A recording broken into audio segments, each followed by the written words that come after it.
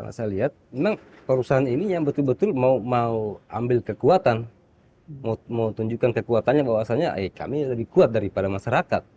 Itu yang kebanyakan terjadi di wilayah kami hari ini.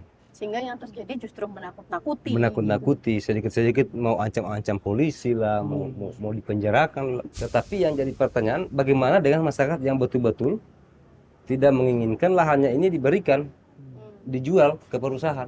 Nah ini artinya mereka inilah yang betul-betul bertahan. Ini yang betul-betul, ya saya memang tidak mau jual lahan saya. Karena ini tempat penghidupan saya, tempat saya mencari nafkah. Nah itu sih yang hari ini berat sih. Komunikasi dengan pemerintah itu, dengan masyarakat itu tidak ada. Tidak ada. Nah, bahkan mereka seakan-akan menutupi informasi itu. Tetapi karena adanya oknum-oknum perusahaan yang artinya yang nakal dan mau coba-coba melanggar prosedur-prosedur pertambangan, disitulah kadang saya bilang, mending gak usah tambang kalau begini.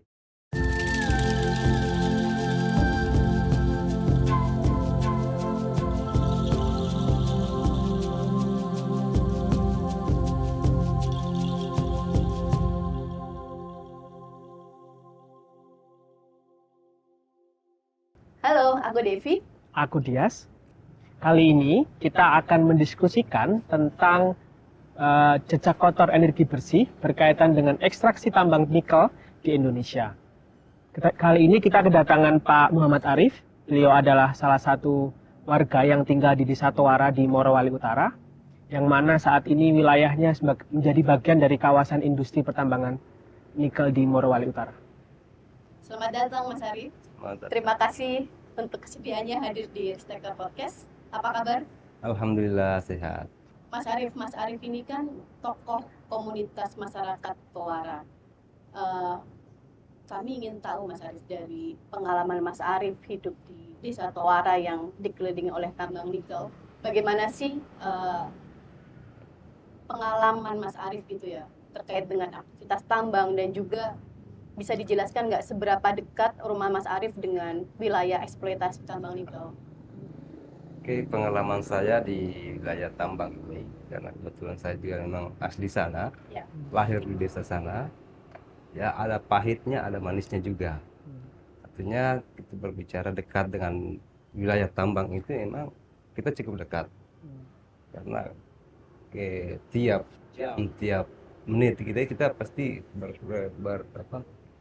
berhubungan langsung dengan alat-alat tambang ini. Jadi kadang di situ ya lebih banyak pahitnya ya daripada manisnya. Artinya pahitnya ini ya melihat debu-debu itu yang berterbangan.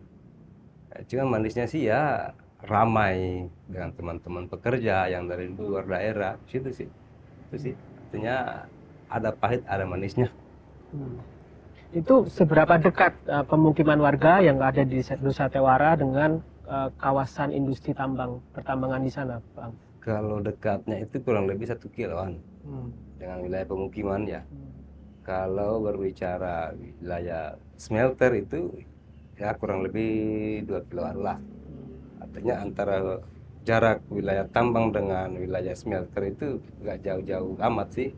Ya beda-beda 2 kiloan lah. 2 kilo ya? Jadi dari wilayah pemukiman ke pertambangan kurang lebih 1 kilo, wilayah smelter dan pemukiman kurang lebih 2 kilo. Jadi kiri kanan dari smelter dan tambang itu pokoknya kiri kanan. Kiri kanannya Kiri kanan tambang. Mas Arif, bisa diceritakan nggak sih pengalaman Mas Arif sebagai warga lokal yang tinggal di area tambang, dan bagaimana juga misalnya teman-teman Mas Arif atau tetangga yang berada di komunitas yang dirasakan seperti apa gitu? Pengalaman saya selama ini di daerah tambang ini, selama adanya aktivitas tambang ya, kalau mau dibilang pengalaman pahit melawan aktivitas tambang ini ya cukup pahit sih. Cukup pahit. Ya artinya cukup lama lah. Nah sebelum mereka masuk kita sudah bertemu untuk melakukan komunikasi. Sampai-sampai kita dilibatkan dan dipertemukan dengan pihak-pihak kepolisian dan pihak-pihak preman-preman yang dipakai oleh perusahaan ya. Nah itu sih yang pengalaman pahitnya. Pengalaman manisnya sih selama ini saya pribadi ya, artinya di sini menjalin komunikasi dengan teman-teman yang berada di lingkaran tambang itu sudah semakin dekat, dan kemudian teman-teman yang dari luar yang artinya prihatin dengan kondisi-kondisi yang ada di sana itu ya semakin banyak teman lah di situlah. Di situ yang manisnya banyak teman, dan kalau musuh nggak punya musuh sih, cuman teman aja yang banyak hari ini, alhamdulillah. Karena yang pertama dampak-dampak yang dirasakan bukan cuma kami, tapi teman-teman yang dari luar-luar daerah itu datang di wilayah kami, datang menginap di rumah kami, mereka juga pernah dan melihat langsung bahwasannya dampak itu betul-betul terjadi, dan tidak cuma diceritakan, tapi pernah terjadi. Itu sih. Tapi kalian tadi sudah bercerita soal dampak dan juga apa yang timbul dari proses kedatangan aktivitas tambang di wilayah Morowali Utara, terutama di wilayah desa Tawara ini. Kira-kira apa sih Bang manfaatnya dengan hadirnya tambang ini tuh bagi warga lokal itu yang tinggal di desa atau di lingkar tambang Ping pertama begitu ya, karena sangat dekat, bahkan tadi disebutkan 1 kilometer begitu dari lokasi tambang, itu manfaatnya apa bagi warga yang ada di sana Bang? Oke, berbicara masalah tambang pasti di situ ada manfaatnya dan ada juga sisi ya. Maksudnya ada sisi negatif, ada positifnya. Tapi di sisi positifnya artinya manfaatnya itu yang pertama ya ini membuka lapangan kerja. Lapangan kerja. Nah, di sana itu dulunya memang teman-teman di sana pekerja itu susah mendapatkan lapangan kerja. Nah, masuknya perusahaan tambang ini ya otomatis lapangan kerja sudah tidak jauh lagi, sudah tidak keluar dari daerah, ya kan, tidak seperti dulu-dulu. Nah, tapi tidak semua sih juga, karena ada yang beberapa cerita kronologisnya itu wilayah kami di Satuara itu memang di situ adalah wilayah mayoritas pekerjaan dulu ya, itu petani, ada nelayan, ada buruh, memang buru-buru yang ya buruh biasa. Nah, karena adanya tambang ini, yang dulunya petani, dulunya nelayan itu seakan-akan adanya perusahaan tambang mau tidak mau dipaksa masuk dalam perusahaan tambang ini. Itu sisi positifnya. Sisi positifnya. Ada sisi positif yang lain nggak Pak? Selain positif yang lain sih ya semakin mungkin ekonomi ya, pertumbuhan ekonomi. Sudah semakin banyak manusia yang masuk ke wilayah-wilayah desa. Adanya perusahaan tambang di situ ada masalah perkembangan rumah kos-kosan, kios-kios itu sudah ya berkembang lah, tidak seperti dulu sebelum adanya tambang. Artinya jasa kos-kosan Sudah semakin banyak ya. Juga kegiatan ekonomi juga semakin banyak. Itu kalau sisi positifnya. Kalau kita bicara soal dampak negatifnya, kalau orang bilang soal ini kutukan sumber daya ada nggak sih gitu dari pertambangan nikel gitu? Kalau kutukannya sih hari ini saya melihatnya hanya di bagian wilayah-wilayah tertentu ya. Artinya seperti sumber air bersih itu aja. Kemudian sumber-sumber pertanian itu semua tercemar. Artinya yang dulunya walaupun sekarang petani sudah berkurang, tetapi masih ada lahan-lahan pertanian yang seharusnya masih bisa digunakan untuk bertani, tapi karena ada dampaknya ini yang masuk ini, akhirnya lahan pertanian ini sudah susah untuk dikelola. Ini kalau bisa diceritakan Mas, apakah lahan pertanian ini yang kemudian beralih menjadi lokasi tambang, atau sebenarnya lahan pertanian ini mati karena mereka kekurangan air misalnya? Yang terjadi seperti apa kalau di Morowali Utara? Kalau yang terjadi di Morowali Utara sih ya kadang kekurangan air itu, dan kemudian ada lahan yang betul-betul sudah diambil alih oleh perusahaan. Ya, karena masuk dalam wilayah-wilayah mereka itu. Artinya petani-petani yang sebelumnya mereka memang mengolah lahan, kemudian mau nggak mau harus bekerja. Iya, harus bekerja di dalam lingkungan perusahaan. Pilihannya ya seperti itu, karena untuk bertani lagi sudah tidak bisa, karena otomatis sudah mereka jual lahan-lahan mereka, sudah diambil oleh perusahaan. Artinya kan tadi ada perubahan jenis pekerjaan yang dialami di warga lokal. Iya. Apakah dengan bergantinya jenis pekerjaan itu semua perubahan pekerjaan warga di sana, terutama warga lokal, bisa ditampung dengan hadirnya tambang ini? Adanya tambang ini sih tidak semua juga, karena ada juga sebagian yang apa namanya yang melakukan yang masuk dalam wilayah smelter, Hmm. ada yang berusaha untuk berwira swasta, Hmm. macam-macam lah. Artinya karena mereka yang punya lahan tadi awalnya sudah dijual, sudah diambil oleh perusahaan, mereka sudah punya modal, mereka langsung berusaha, bukan buka usaha. Tapi yang tidak punya wilayah untuk dilakukan apa diambil oleh perusahaan, ya mau tidak mau harus ikut masuk jadi karyawan, jadi buruh di dalam perusahaan tambang. Hmm. Kalau bicara soal dampak negatifnya tadi Mas, apakah selama ini pemerintah gitu ya ataupun perusahaan sudah mengkomunikasikan gitu, paling nggak memberitahukan soal ada nih dampak negatif dari pertambangan nikel gitu? Alhamdulillah sampai hari ini selama saya punya hubungan apa namanya komunikasi dengan pihak perusahaan, selama ini baru satu kali menurut saya. Artinya gini, mereka masuk di wilayah kami itu, di wilayah desa kami, tidak pernah melakukan sosialisasi. Jadi waktu itu saya cerita kembali 2020, sebelum mereka melakukan aktivitas tambang itu, saya lakukan minta komunikasi ke pihak perusahaan agar melakukan sosialisasi Hmm. melalui pemerintah desa waktu itu, kecamatan, dan pihak perusahaan itu mereka tidak mau tanggapi saya. Jadi waktu itu saya coba lakukan salah satu gertakan lah seperti itu, bahwasannya kalau tidak mau mereka lakukan sosialisasi ke masyarakat secara umum, maka saya akan melakukan aksi demonstrasi itu. Karena yang pertama yang saya takutkan waktu itu, saya takutkan akan mencemari. Yang pertama sumber air bersih itu yang tadi itu, dan kemudian masalah perekrutan tenaga kerja yang belum ada pembicaraan dengan masyarakat lokal, itu yang artinya belum terjadi, tapi saya sudah mengantisipasi. Jadi waktu itu karena mungkin mereka berpikirnya ada dasar saya untuk melakukan aksi demonstrasi, ya mau tidak mau mereka setujui dan kita mediasi di Polres waktu itu. Media. Tapi sebelum itu Nggak pernah ada, nggak pernah ada. Artinya ketika ada tuntutan baru kemudian perusahaan itu bergerak untuk kemudian Gitu. Itu sih yang terjadi selama ini di wilayah kami.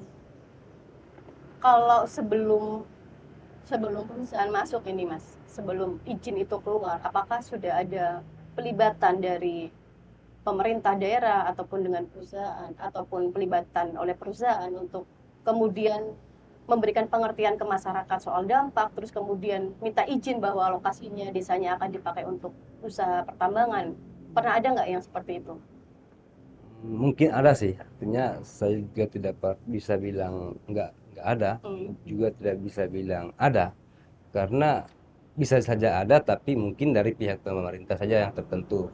Tetapi untuk mensosialisasikan ke masyarakat desa itu belum pernah terjadi. Artinya kalaupun ada sosialisasi itu sangat terbatas. Terbatas dan tidak dilibatkan masyarakat. Bahkan yang dilibatkan mungkin hanya oknum-oknum saja yang punya kepentingan dengan pihak perusahaan. Artinya sosialisasinya dipilih orang-orangnya.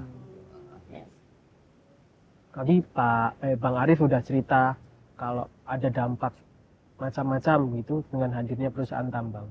Nah, kalau sejauh ini yang Bapak rasakan sebagai warga di Satowara dan merasakan langsung begitu dengan adanya dampak pertambangan ini, apa sih yang dilakukan perusahaan untuk kemudian meminimalisir dampak-dampak itu? Apakah sudah ada langkah-langkah yang dilakukan oleh perusahaan atau memang mereka cenderung menunggu adanya gejala itu atau dampak itu baru kemudian melakukan aksi gitu? Seperti apa, Pak? Untuk sementara ini mungkin mereka sudah lakukan komunikasi dengan pihak-pihak pemerintah desa ya, pemerintah kecamatan, pemerintah kabupaten, itu mungkin mereka sudah lakukan. Tapi untuk secara langsung dengan melibatkan masyarakat seperti kami, komunitas-komunitas, karena kebetulan saya juga di sana wilayah desa Satowara itu, saya ini sebagai ketua Karang Taruna desa Satowara Pemuda. Ketua Karang Taruna. Nah, selama ini seharusnya kalau saya berpikir kami sebagai lembaga Karang Taruna dalam segi apapun kami sebagai lembaga karantina harus dilibatkan. Tetapi selama ini sampai hari ini belum pernah ada seperti itu dari undangan-undangan dari pihak pemerintah desa, pemerintah kabupaten, bahkan perusahaan itu belum pernah ada. Kalau dilihat kan sebenarnya struktur Karang Taruna itu kan di bawah pemerintah desa ya Mas ya. Tapi juga nggak ada pelibatan di situ. Nggak ada dilibatkan. Nah. Mungkin tadi kita kan tadi pagi juga sudah berdiskusi juga mengenai hal ini, tapi saya ingin juga menanyakan lagi ulang. Ya. Di tengah situasi yang tidak baik begitu karena ada berbagai macam dampak lingkungan yang ditimbulkan, sosial bahkan dan seterusnya. Kira-kira inisiatif warga apa yang kemudian dibangun untuk mengatasi persoalan-persoalan yang saat ini tengah berlangsung begitu di Desa Tawara begitu? Untuk Gimana, saat ini sih kita belum punya inisiatif dalam untuk melakukan hal ya. Tapi yang kita harapkan hari ini bagaimana caranya kita mencari ilmunya dulu. Apa sih yang ada setelah adanya perusahaan tambang ini, di pasca tambang dan setelah selesai tambang, apa sih yang harus dilakukan oleh perusahaan dan apa sih hak-hak masyarakat dan apa sih yang kewajiban yang harus dilakukan oleh pihak perusahaan tambang ini. Karena jangan sampai kita lakukan ini permintaan, ternyata itu bukan satu kewajiban oleh pihak perusahaan. Itu sih yang sampai hari ini kami warga lokal ini artinya masih mau terus mencari informasi dan kemudian karena kami juga hari ini sudah artinya mungkin dianggap kurang harmonis dengan pihak perusahaan, ya kita tinggal cari lembaga-lembaga teman-teman yang mau berbagi ilmu dengan teman-teman lokal. Sejauh ini siapa Mas yang mau diajak untuk berbagi ilmu begitu dengan masyarakat Tawara? Sejauh ini sih ada beberapa teman-teman lembaga LSM ya, artinya dari salah satu dari Komium, teman-teman komunitas masyarakat peduli hutan, ada dari Jatam, Sulteng, dari Walhi, dan kemudian ada dari Yayasan Tanah Merdeka dari Sulawesi Tengah. Itu sih yang hari ini masih sering koordinasi, masih sering berbagi ilmu, berbagi pengalaman dengan mereka. Bahkan Mas bisa diceritakan nggak sih selama ada tambang ya, sejak ada tambang terus kemudian masyarakat juga merasakan dampak negatifnya, misalnya nggak bisa bertani lagi, juga kemudian sumber airnya sudah rusak gitu. Selama ini yang sudah dilakukan oleh masyarakat, komunitas masyarakat itu apa saja? Paling nggak untuk kemudian menuntut hak-hak dasarnya warga. ya hari ini sih yang sudah terjadi ya intinya melakukan aksi itu aja, Aksi ya? aksi bersama. Tahun berapa itu kalau boleh tahu? 2023 kemarin. Itu sih yang baru dilakukan ya. Artinya baru pertama selama Desa Tawara itu baru terjadi di tahun 2003. Itu khusus masyarakat Desa Khusus Tawara. masyarakat Desa Tawara. Nah, itu rencana ke depan ada beberapa desa-desa ya tetangga itu teman-teman di sana itu sudah lakukan artinya satu rencana untuk menyatukan bahwasannya kita ini betul-betul bukan cuma satu desa yang kena dampak dari aktivitas ini, dan bukan cuma satu desa ini yang dimasuki oleh perusahaan tanpa pamit. Artinya gitu. Artinya kita sama-sama merasakan, sama-sama punya masalah bersama ini. Nah, itu yang ingin kita lakukan hari ini. Oh, artinya sebenarnya yang disebut desa lingkar tambang itu kan bukan hanya Tawara Bukan ya? cuma Tawara, Banyak desa-desa banyak yang desa, lain. beberapa desa. Dan sekarang sedang tahap untuk konsolidasi. Ya, atau seperti itu, tahap konsolidasi. Itu nanti harapannya seperti apa setelah adanya, misalnya bisa dikatakan aliansi atau apa gitu, tapi harapannya apa Pak dengan adanya membangun kesadaran bersama dari berbagai desa itu, harapannya apa dari sana? Harapannya Yang dibayangkan seperti apa? Harapannya sih kita masyarakat ini bagaimana agar perusahaan yang ada di sana wilayah kami itu tidak seenaknya saja dan tidak mau sedikit ada masalah kita sering mau dibenturkan dengan pihak kepolisian dan kita sering ditakut-takuti dengan kepolisian. Artinya bahwasannya masyarakat ini bersuara karena emang ada sesuatu yang mereka inginkan. Artinya ada keterbukaan, adanya komunikasi dengan masyarakat, jangan hanya dengan pihak-pihak tertentu saja. Artinya agar masyarakat ini dilibatkan lah dalam keputusan-keputusan apapun. kalau terkait masalah perusahaan tambang ya, terkait masalah aktivitas tambang. Nah, alhamdulillah terkait itu yang sudah pernah kami lakukan, salah satu hari ini ada beberapa satu perusahaan yang baru mau melakukan aktivitas di wilayah kami karena mungkin sudah melakukan apa namanya survei-survei di wilayah desa. Alhamdulillah kemarin sebelum kami berangkat ke sini itu mereka melakukan sosialisasi rencana kegiatan. Nah, alhamdulillah di kemarin itu kami tekankan agar betul-betul pihak perusahaan melakukan survei yang betul-betul apakah wilayah mereka ini kena dengan wilayah lahan pertanian masyarakat dan kemudian memikirkan dampak-dampaknya ke masyarakat. Itu yang kami inginkan agar dibukakan wilayah IUP-nya mereka, wilayah rencana penambangannya itu dibukakan. Artinya apakah secara bertahap, apakah secara sekaligus supaya mereka bukakan. Nah, yang sampai hari ini kami menunggu dari pihak perusahaan yang melakukan itu ke masyarakat. Kok ini jadi pertanyaan yang menarik sebenarnya, Mas. Apa sih yang kemudian membedakan perusahaan yang baru ini dengan yang lama gitu? Karena yang baru ini sudah relatif lebih terbuka pada masyarakat ya. Apakah itu karena memang idenya perusahaan atau sebenarnya karena tuntutan dari masyarakatnya? Ya, jadi sih begini, seru sih kalau saya melihat ini perusahaan yang baru mau melakukan aktivitas ini sebenarnya adalah pihak perusahaan yang sudah lama, yang lebih dulu dibanding perusahaan-perusahaan yang ada yang hari ini sudah melakukan aktivitas.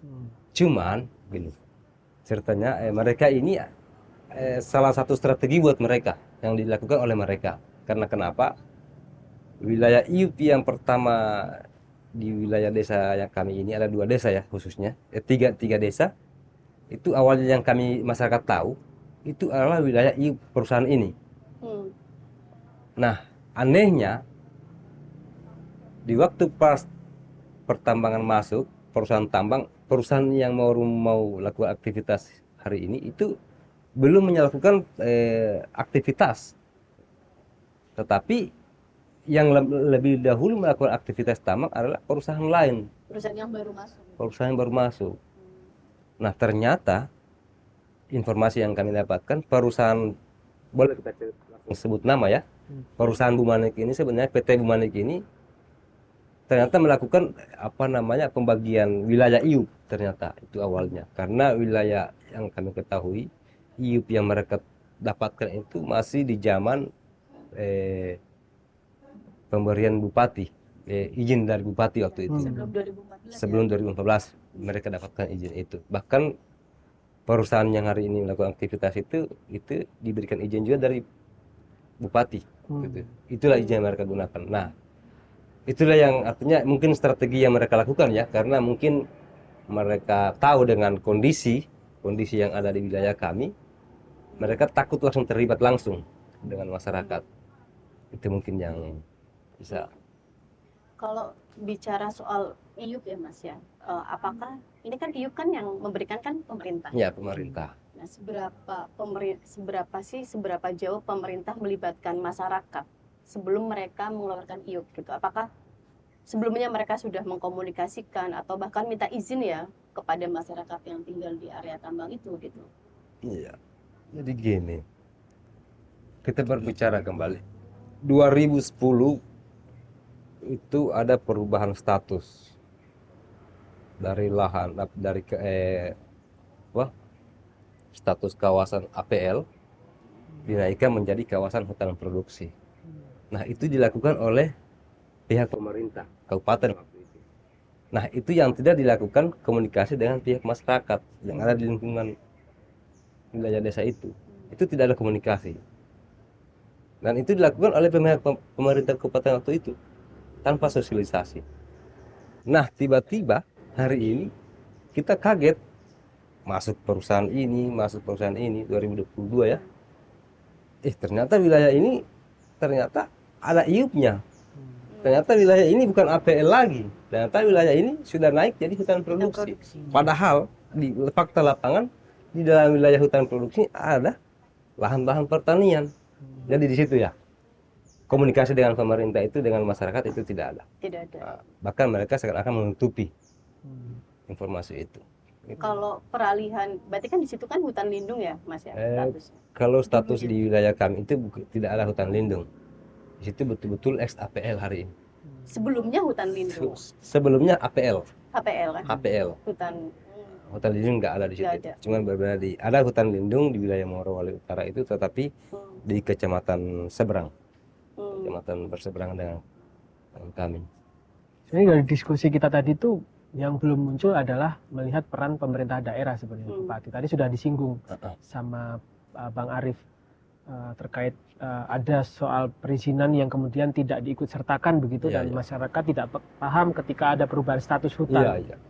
Cuman ketika melihat sekarang sudah terjadi ekstraksi tambang, itu sudah terjadi dan kemungkinan ke depan juga akan terus terjadi sampai kemungkinan kita nggak tahu sampai berapa puluh tahun. Sebenarnya peran pemerintah daerah sendiri dengan situasi yang ada seperti sekarang dengan dampak lingkungan yang ada dan seterusnya itu seperti apa, Bang?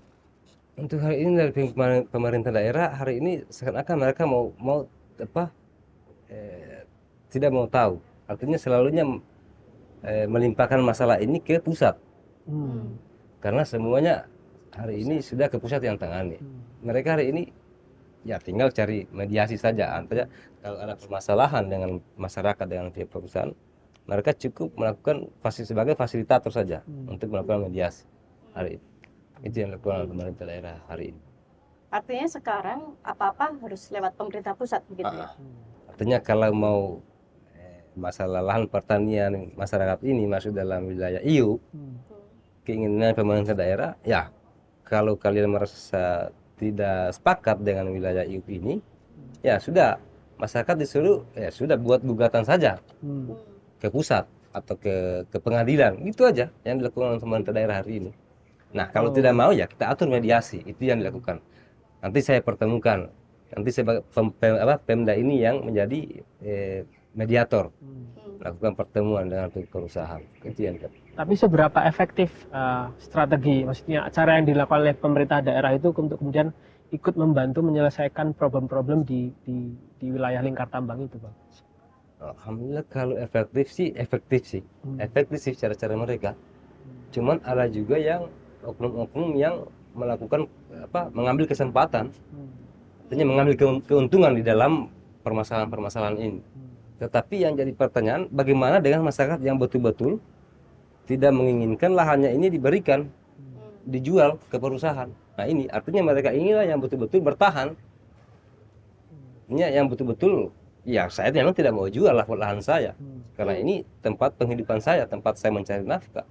Nah itu sih yang hari ini berat sih hari ini. Nah itulah yang sering ditakut-takuti dengan pihak kepolisian, diancam-ancam lah, kalau kau tidak mau jual, mau tidak mau kau digusur, ya kan, diancam-ancam bahwasannya tidak punya legalitas. Ya memang kita tahu hari ini masyarakat tidak punya legalitas SHM karena tidak ada pemerintah yang berani mengeluarkan SHM di atas wilayah IUP. Nah itu yang hari ini jadi beban buat masyarakat. Bicara kalau soal rasa takut ini kan sebenarnya soal hak atas rasa amannya warga negara, setiap warga negara ya. Nah, kira-kira seberapa sih pemerintah bisa memberikan itu, atau justru ancaman itu justru juga datang dari aparat-aparat keamanan kita sendiri, Mas? Gimana tuh? Kalau pemerintah sih paling pemerintah desa ya. Pemerintah desa, cukup pemerintah desa. Untuk hari ini saya sih melihatnya begini. Pemerintah desa selalunya mencarikan solusi ya, artinya agar masyarakat ini mau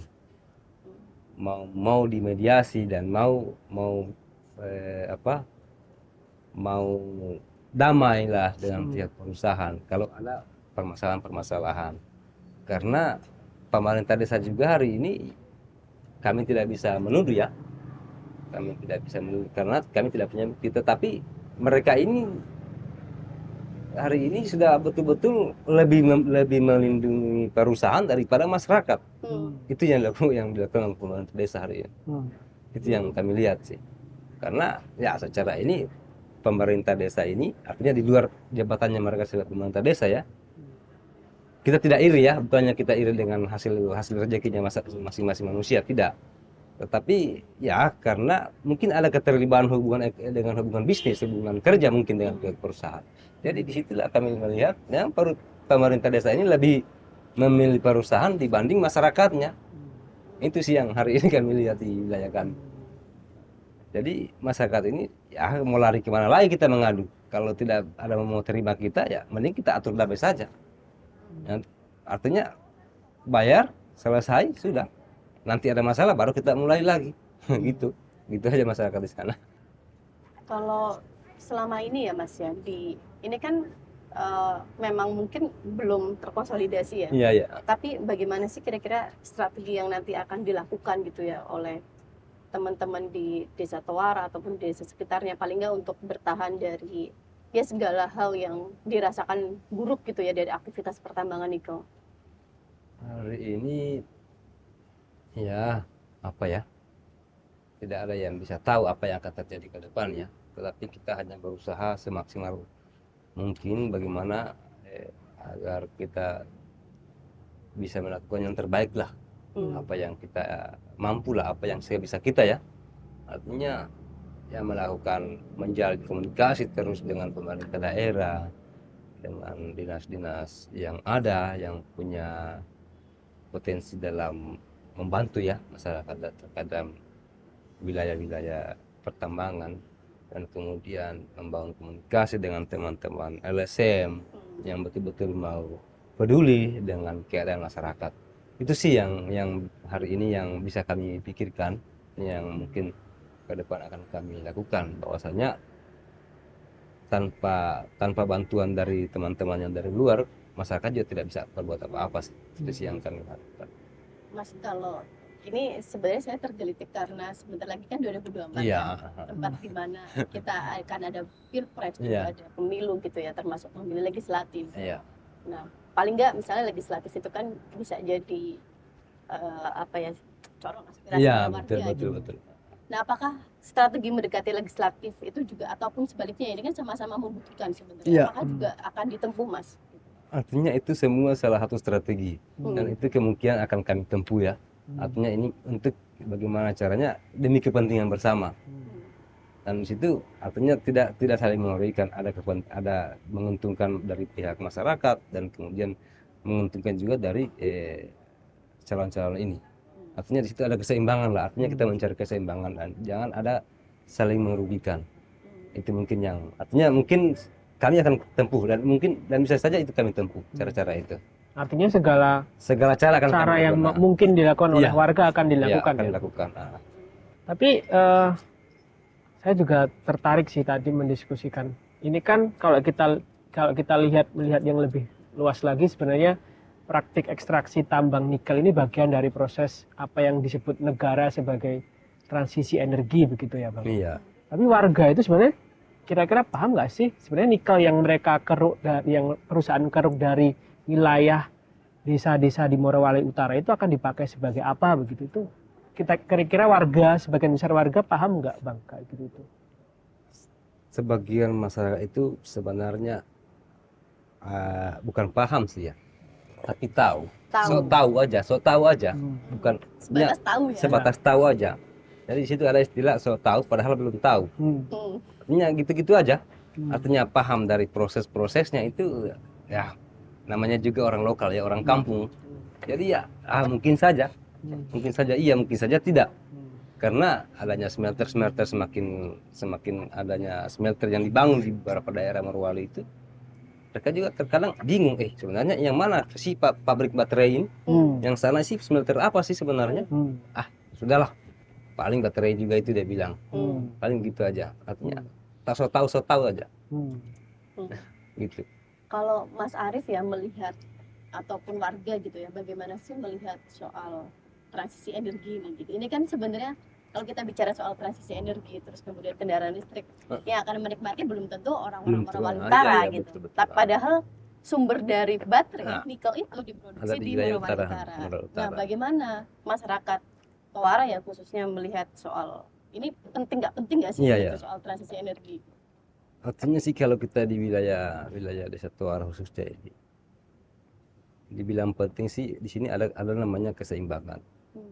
Ada untuk wilayah perkotaan dan ada untuk wilayah pedesaan. Dan di mana ada pasti keuntungan buat wilayah pedesaan, ada juga keuntungan untuk wilayah perkotaan. Artinya di sini ada keseimbangan, ada timbal baliknya dengan pemerintah ya. Yang kita kembalikan lagi bahwasanya ini kita bukan negara ini bukan negara kita sendiri. Negara ini milik orang banyak. Dan kita ini diatur oleh hukum. Kita diatur oleh pemerintah. Nah, di mana pemerintah ini adalah pemerintah pusat. Ya kan, apapun keputusan yang dilakukan oleh pemerintah pusat itu kita sebagai masyarakat di wilayah kecil, wilayah desa ini ya harus terima. Atau apa yang dikatakan oleh pemerintah pusat untuk kebutuhan transisi bisa untuk transisi energi ya udah itu aja. Tetapi kalau berbicara masalah apa namanya masalah untungnya yang lebih banyak di desa pertambangan ini dengan wilayah kota ini sih ya untungnya sih hampir imbang hampir imbang aja. Artinya menurut saya ya, artinya di sini di samping wilayah pertambangan ini untuk dijadikan sebagai bahan baku, tapi keuntungannya untuk pemerintah pusat, artinya seperti itu bahasa kasarnya ya. Mungkin masyarakat di wilayah tambang ini belum bisa menikmati dari hasil transisi energi ini, tetapi pemerintah pusat sudah merasakan hasil dari transisi ini. Nah, di samping itu di wilayah tambang ini masyarakat yang merasakan langsung dampak dari mungkin ada yang bertumbuhnya ekonominya, ya kan, dari aktivitas-aktivitas ini. Artinya ya ada keseimbangan lah menurut saya di situ. Itu mungkin yang kalau kita bicara dari perspektif ekologis nih, Mas, apakah kemudian dari dampak-dampak yang dirasakan dampak positifnya untuk pusat, untuk masyarakat lokal gitu ya, apakah kemudian ini seimbang juga dengan dampak ekologis yang dirasakan oleh warga gitu, atau sebenarnya yang harus dibayarkan oleh warga dalam jangka panjang ya tentu saja itu lebih besar? Seperti apa itu kira-kira, Mas? ya seharusnya kalau perusahaan-perusahaan ini kita berbicara ya, perusahaan-perusahaan ini taat dengan aturan, bahwasanya mereka tidak sewenang-wenang melakukan aktivitas, sebenarnya masyarakat ini tidak apa ya, dampaknya tidak sebegitu ini sih, tidak sebegitu berpengaruh. Tetapi karena adanya oknum-oknum perusahaan yang artinya yang nakal dan mau coba-coba melanggar prosedur-prosedur pertambangan, disitulah kadang saya bilang mending gak usah tambang kalau begini. Karena perusahaannya masuk ini cuma datang mau merusak saja, bukan mau mengambil, tetapi artinya ada keseimbangan, mengambil tetapi secara ini tetap menjaga. Tapi kalau ada oknum-oknum yang begini cara-caranya, mending kita lawan, mending hentikan saja aktivitas. Artinya aktivitas tambang itu bukan serta-merta membawa dampak yang buruk saja, tapi memang ada mekanisme yang dilewati atau mekanisme atau prosedur yang kemudian tidak diikuti begitu, aturan main yang gagal dijalankan oleh perusahaan dan juga tidak diawasi oleh pemerintah, Bang ya.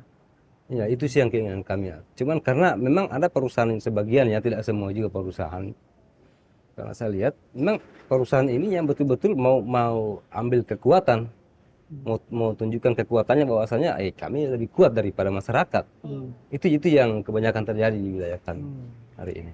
Sehingga yang terjadi justru menakut-nakuti, sedikit-sedikit mau ancam-ancam polisi lah, mau dipenjarakan. Ya, artinya masyarakat ini tidak semua ya. Artinya tidak semua bisa kalian takut-takut, dan tidak semua juga ya bisa kalian mau rekrut. Artinya seperti itu mungkin. Ini kalau bicara soal pertambangan nikel ya, Mas, dan juga soal transisi energi, ini kan banyak wilayah gitu ya dari pertambangan nikel yang kemudian jadi proyek strategis nasional. Nah, gimana nih Mas Arief melihat bagaimana proyek strategis nasional kemudian juga sangat berdampak pada Morowali Utara? Morowali Utara sih kalau saya lihat ya alhamdulillah adanya proyek-proyek objek-objek vital itu Artinya karena wilayah kami Kabupaten Merauke Utara, saya juga salah satu anak putra daerah ya. Artinya mulai hari ini kita belajar. Tapi adanya kemajuan perkembangan itu, kita bersyukur adanya para investor yang masuk ke wilayah kami dan juga membantu perekonomian teman-teman kami di sana.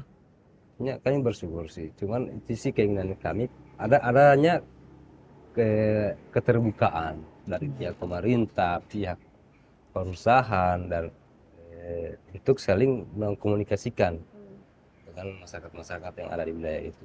Itu sih yang Mas, kalau saya pengen tahu nih, biasanya kemarin kami juga habis riset di wilayah lain ya, di Morowali soal iya.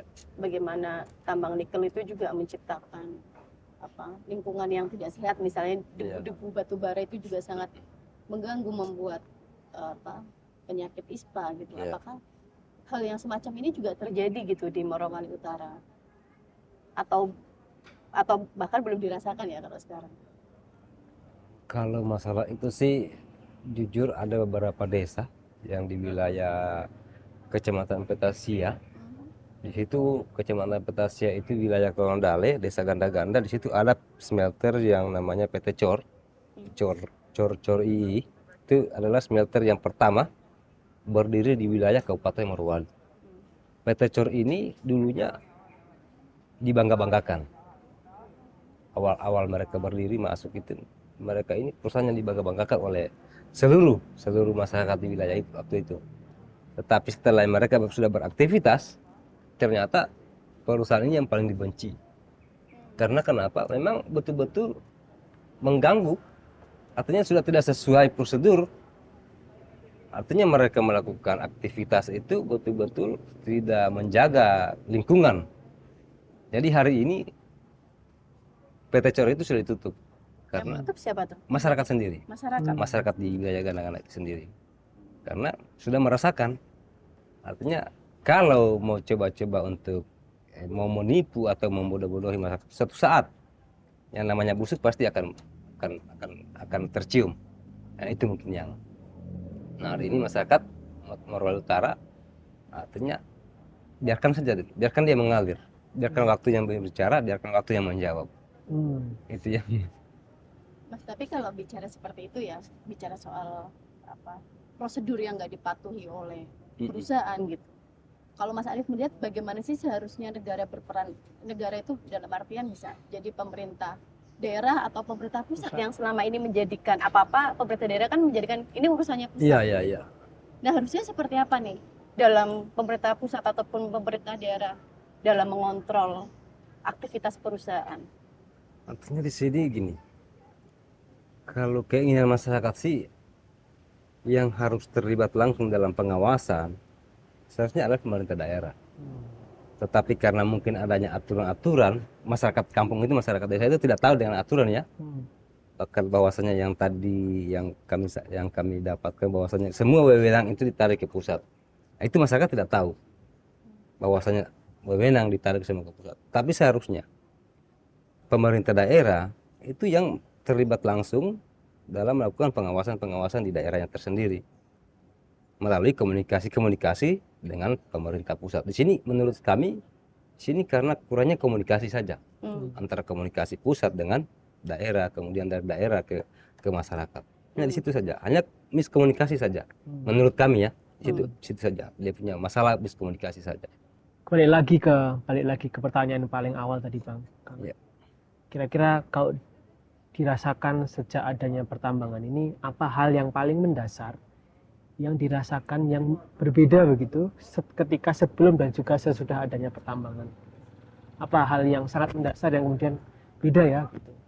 Beberapa tahun sebelum adanya perusahaan pertambangan atau setelah ada itu, apa Bang? Yang paling mendasar sih masalah lingkungan ini dulu ya, sebelum alat tambang saya merasakan itu nyaman sekali, tenang, hijau, tidak kemana-mana kita, contoh air bersih ya.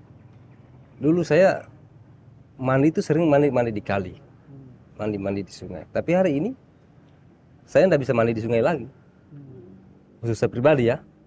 Nah, bagaimana dengan para teman-teman yang lain, masyarakat, petani, nelayan yang hari ini susah untuk melakukan aktivitas itu sudah semakin jauh. Dulunya tidak jauh dari wilayah pesisir pantai, itu tidak jauh pergi nelayan. Nah, hari ini kalau tidak semakin jauh tidak dapat ikan. Nah, itu untuk nelayan ya. Petani hari ini kalau betul-betul tidak mau dibendung wilayahnya itu dimasuk dengan aliran-aliran sungai, tidak bisa berhasil, tidak bisa digunakan untuk bertani lagi wilayah pertanian itu. Nah, itu yang hari ini menurut kami tampak yang paling berubah sih, adanya perusahaan tambang masuk di wilayah kami.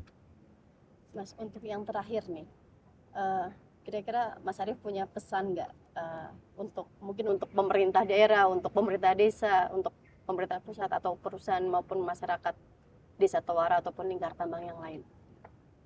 Keinginan saya sih dari pemerintah pusat, pemerintah daerah, bahkan perusahaan, bahkan masyarakat, keinginan saya agar duduk bersama, agar selalu mencari jalan yang terbaik lah. Artinya semua permasalahan kalau kita komunikasikan bersama, duduk bersama, membicarakan hal-hal apa yang akan mereka lakukan, saya rasa itu masyarakat juga pasti bisa menerima.